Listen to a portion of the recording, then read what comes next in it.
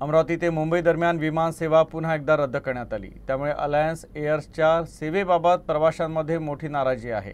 मात्र एअरलाईनला यामागचं कारण ऑपरेशनल समस्या असल्याचं सांगितलंय। तर 26 ऑक्टोबरपासून विमान सेवा पुन्हा सुरळीत सुरू होईल अशी माहिती कंपनीतर्फे देण्यात आली आहे। अलायन्स मुंबईवरून अमरावतीला आणि अमरावतीहून मुंबईला जाणाऱ्या विमानांचं उड्डाण शुक्रवारी रद्द करण्यात आलं। एअरलाईनचे अमरावतीचे मुख्य अधिकारी राजकुमार पटेल यांनी रद्द करण्याची पुष्टी केली। ऑपरेशनल समस्येमुळे मुंबईवरून येणारं विमान आलं नाही, परिणामी परतीचा प्रवास देखील रद्द करण्यात आला। अमरावती विमानतळावर तब्बल 54 प्रवाशांना उड्डाण रद्द झाल्याची माहिती देण्यात आली। तर प्रवाशांना पुढील सोमवारी विमानाचा पर्याय देण्यात आला आहे। अमरावतीवरून एकमेव विमान मुंबईसाठी आठवड्यातून सोमवार, बुधवार, शुक्रवार असे 3 दिवस आहे। एअरलाईननं ऑपरेशनल समस्यांचं कारण देत वारंवार नियोजित उड्डाणं रद्द केली आहे। त्यामुळे अमरावती जिल्ह्यातील प्रवाशांमध्ये निराशा पसरली आहे।